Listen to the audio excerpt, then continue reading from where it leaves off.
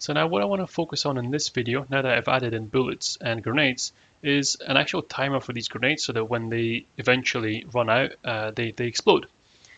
So that's going to be done again with another sprite class. So I've got my classes for grenades and bullets. Now I can just create another one for an explosion.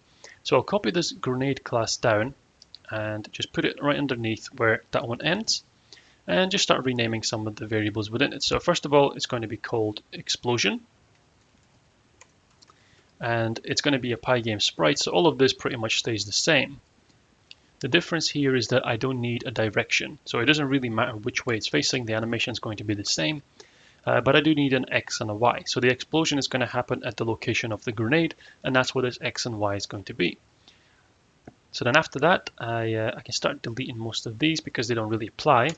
What I do need for the animation is, for the explosion, sorry, is a series of images so I can run the animation. So the explosion is going to be done the exact same ways I've done the player animation for walking and for idle. I just create a list, and then into that list I load in all of the images within the animation sequence, and then I just run them one after another. So pretty much the exact same concept as I covered previously. So I start off with the list first of all. I say self.images equals an empty list with these square brackets, and I need to load the pictures in. So I say for num in range 1 to 6. This is just the amount of images that I've got, and that's how they're saved within my folder. So again, I load them in as img equals pygame.image.load, and then I use that format function here from Python. So format, and then I add in my quotation marks to add in the directory and the location of the explosion files. So again, like everything else, it's going to be stored in the img folder, so you might have it stored somewhere else. Then I have a subfolder called explosion, and within that, they're numbered after exp. So it goes exp 1, 2, 3, 4, 5, which is why I've got this range here from 1 to 6, because it doesn't go to the number 6, it ends at 5. So I add in my curly brackets here, and I put in the num variable, which is what I'm going to be iterating through, and then .png. So this will load each of the images. We just add a convert alpha at the end, and then once we've loaded each of the images, I need to just scale them a little bit. So I'll play around with scale, but first of all, I'll add in the code for it. So we'll say pygame.transform.scale, and it's the image that I want to scale, img. And now here, I just want to take the image's width and then multiply it by a scale. So in fact, that is an argument that I'm going to add in here. So let's put in scale. So img, let's get the width. So img.get underscore width multiplied by scale. And then after that, it's img.get height. So this is the y multiplied by scale. So pretty much the same thing as I did for the player. But remember, I need to wrap these round in another set of brackets because this could give me a float value depending on what I put into my scale value. So let's just make sure this is converted to an integer. Now do the same here, int bracket, and then wrap this round in one more bracket. So this will transform, this will scale that image up. And lastly, I just need to make sure that I'm adding them into that list. So self.images.append img. So that's it. That's going to create all the images that I need. And then, of course, if you remember, for animations, I have to use an index. And this index is what determines which picture within the sequence I'm showing. So I start my index off at 0. And then I say my image is going to be self.images, which is the list, at the index. So self.index. Actually, I'm being a little inconsistent here because I used frame index in the animation for the player. So let's just do the same thing here. Let's say frame underscore index and frame underscore index. So I have my self image, and then from that I will create a rectangle. I'll position the rectangle based on the x and y variables. I don't need this direction here. And then I'll add a counter. So I'll say self.counter equals 0. And the counter is what's going to control the animation. So although the other one for the player I've based on time, this one I'm just going to base on a counter, kind of like a cooldown that's just going to count down, and then I switch to the next sequence in the animation. So let's just run the code in case I've got any syntax errors. And actually it's not going to detect anything really because I'm not creating any instances of this class just yet. Okay, so now that my explosion class is created, remember I also need to create groups. So if I'm working with these individual sprites, I'm going to have more than one grenade potentially exploding at once. So I need to be able to have these explosions handled separately. So come down here and say explosion underscore group. And this is going to be another PyGame sprite group. We'll add that in here. And then I also need to remember to add the update and the draw methods within here as well in the game loop. So we'll change this to explosion and change this one as well, copy this down and change that to explosion group draw. So again, because even though I haven't defined a draw and update method, it would still work simply because I'm inheriting them from the other class. So the grenades don't have a way of exploding just yet because I haven't linked the explosion class into my grenade class. So that's what I can do next. I basically want to say within this grenade class, I've got this update method which just checks for if it's colliding with the floor and colliding with the walls and changing its position. I also in here want to add in the timer, so then when a timer reaches a certain point, I can create an explosion from it. So let's just add that in here underneath. Add a little comment to say countdown timer. So remember, this is the grenade class. This is not the explosion class. So I want the timer, basically the fuse of the grenade. And this had a self.timer variable. So it started off when I create an instance at 100, and I'm just going to count down by 1. So every iteration I count down by 1, and then if that timer goes to or below 0, well, then I want to blow up the grenade. So first of all, I delete the grenade itself. So I say self.kill, that grenade is gone. And now I create an explosion in place of the grenade. So I create an explosion as an instance of the explosion class, which is going to take an x, y argument as well as a scale. So the x and y is going to be just the position of the grenade. So I want the explosion to be exactly where the grenade was. So let's say rect x and self.rect.y. And then for the scale, I'm going to use 0.5. And you can kind of play around with this to get bigger and smaller explosions. So once it's created, remember you have to add it into your group. So explosion.group.add explosion. Okay, so let's run this and just see what happens. So if I throw a couple of grenades, and there you go. So as soon as that timer has run out, the explosion, so the grenade got deleted, and an explosion was created in its place. So I don't have the section for animation just yet, and that's why the image is kind of just frozen on this initial stage of the explosion, but I can add that in now because at the moment I just have my init method. So it's creating the explosion, but it's not really processing it or handling it. So let's create an update method. So that's define update. And remember, this is just going to override the existing update method that comes as part of the sprite class. So in here, I want to start off with, first of all, defining the speed at which the animation is going to run. And that speed is going to be constant. So I'll say explosion underscore speed equals 4. So this is kind of like the cooldown that I use in the other animations. It's just how quickly I wanted to, I spelled that right? Yeah, that's just how quickly I wanted to animate. And then let's say, add a comment to say update explosion animation. So this is going to be controlled with a counter. Remember, I set this counter, so rather than using a timer, I am just using the game loop to count and increase this. So we'll say self.counter is increased by 1. And then when that counter exceeds the explosion speed variable, that's when I want to move on to the next image in the list. So let's say if self.counter is greater than or equals to explosion speed, then we want to reset the counter. So we set it back down to 0, and we increase the index. So the index is, it's a frame index. Frame index is what controls where I am in the images. So I just increase that by 1 to move on to the next one. And then I say self.image equals self.images from my image list at self.frameindex. I've accidentally missed an equals sign here. So self.image becomes the next frame index within that image list. Now this will give me an error because eventually I will run out of images, like I mentioned before. The frame index is going to go beyond the amount of images that I've got in the list. But I just want to see first of all if this actually works. So let's run this, throw a grenade. And there you go. It does run the animation, but then of course, once it gets to the end of it, it throws this error. So I just need to rearrange this code a little bit. So basically I'm saying that if the counter has exceeded this explosion speed limit, if you like, then we reset the counter, we increase the frame index by 1. But what I want to do here is actually check, first of all, if the explosion animation is complete. So let's add a comment. If the animation is complete, then delete the explosion.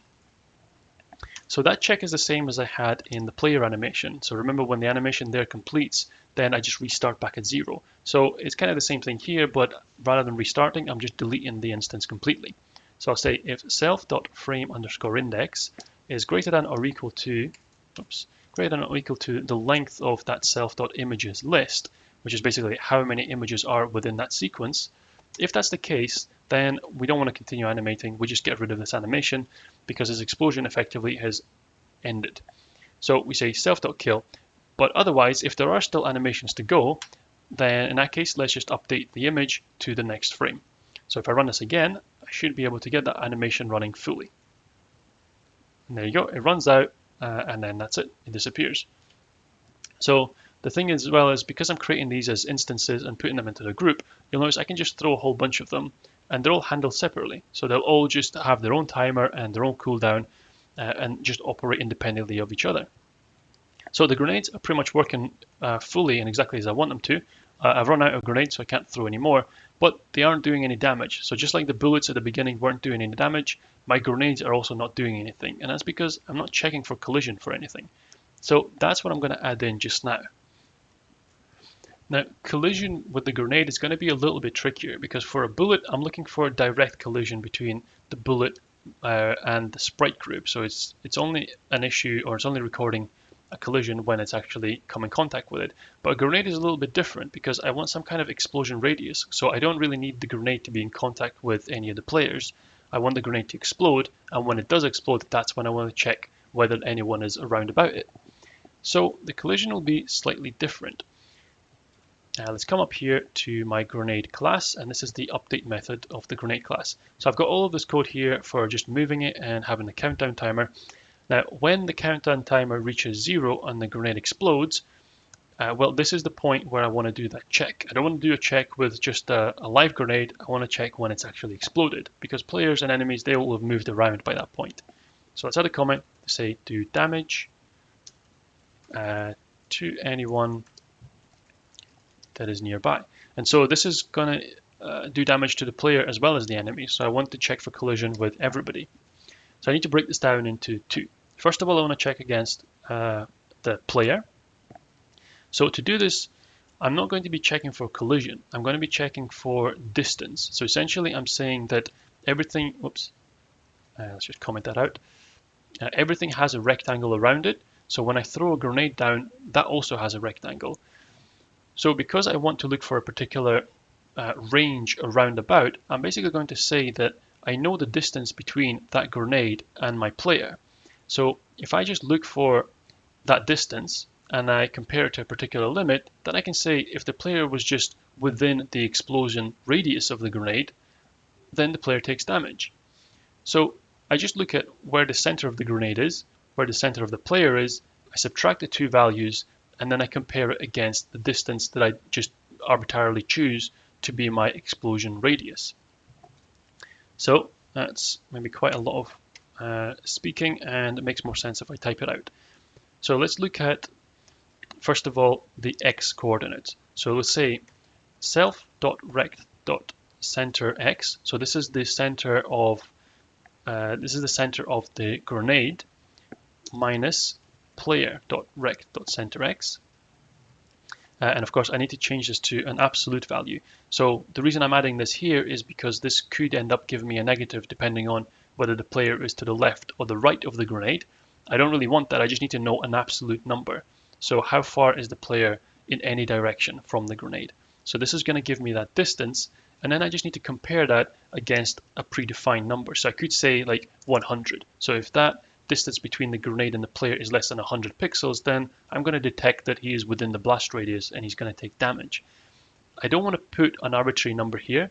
Instead, I'm going to use a variable that I haven't introduced just yet, but essentially this is the variable that's going to govern the entire scale of the game. So tile size is what I'm going to be using to scale the world map when I eventually introduce it.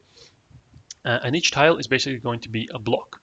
So by using tile size and by then changing the scale of the game, this always stays the same. So I'm just going to say tile size times 2. So it doesn't matter how big I make my tiles, the blast radius is going to be always 2 tiles across.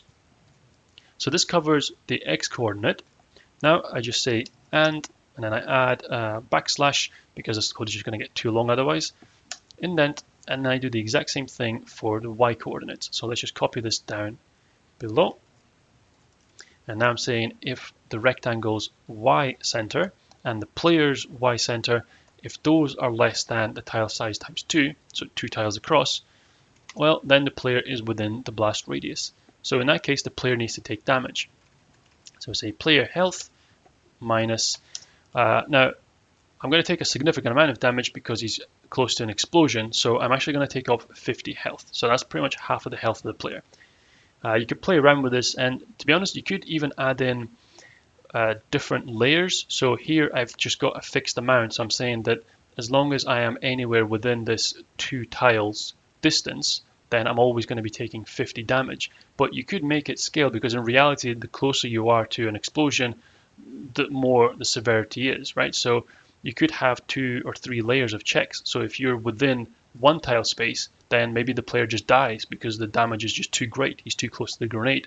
And maybe if you're within 3 tiles, then the damage is not so significant because you're kind of further away from it, and it's maybe 25. I'm just keeping it simple, but you can mess around with it and add more to it if you like. So this is going to check for damage against the player. I just copy this down and do the exact same thing for the enemies. Of course, at the moment, I only have 1 enemy, so I don't really need to bother about adding in additional checks. But in fact, it does make sense to just do that now, actually. Before I go too much further, I'll come back down to where I've created my enemies. So I have an enemy here, but remember, everything I'm creating so far, if it's more than 1 item, I'm putting it into a group. So at one point, eventually, I will have an enemy group. So I may as well just add it now. Even though I'm still only creating 1 enemy, it's just going to make the code a little bit easier. So I'll say enemy group equals pygame.sprite.group. And then I can add this enemy into my enemy group.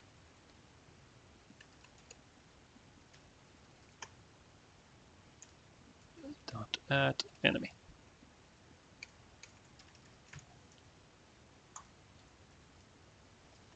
So now if I go to this code where I had my my grenade, rather than just checking against the individual enemy, because I now have a group, I mean I could have just created it as a list. It's basically the same thing for this purpose, but now I can iterate through it. I can say for enemy in enemy underscore group, and I'll indent all of this, and now it does. If I had a whole bunch of enemies, I would still need just this section of code because it's going to look through each one.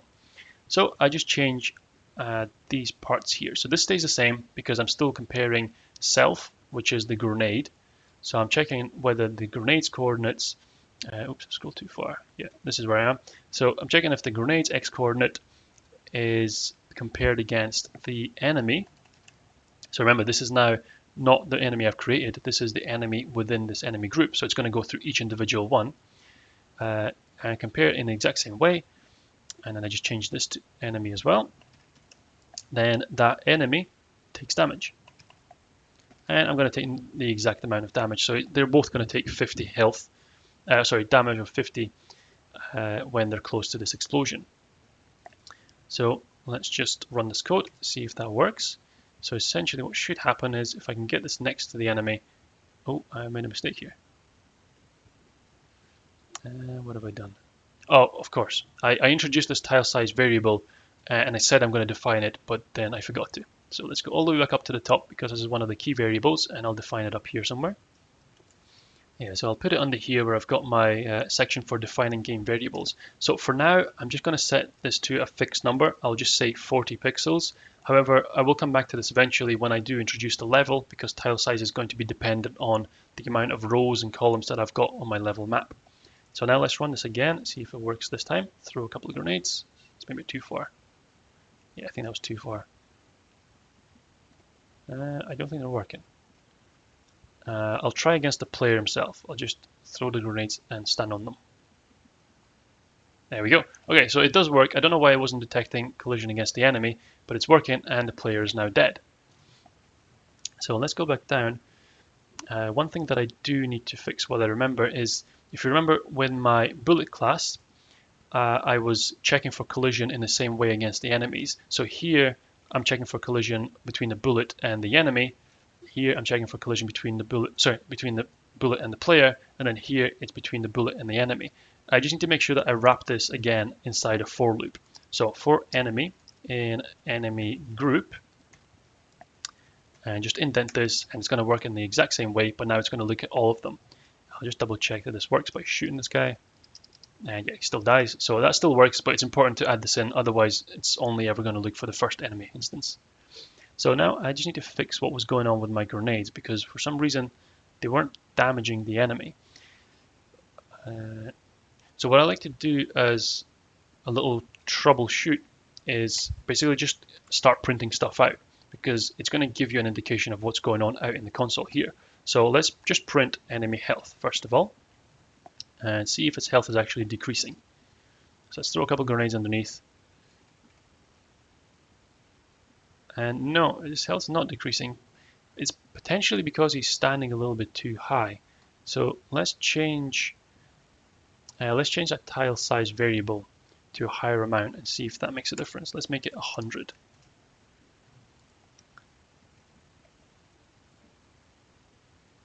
And something's going wrong again.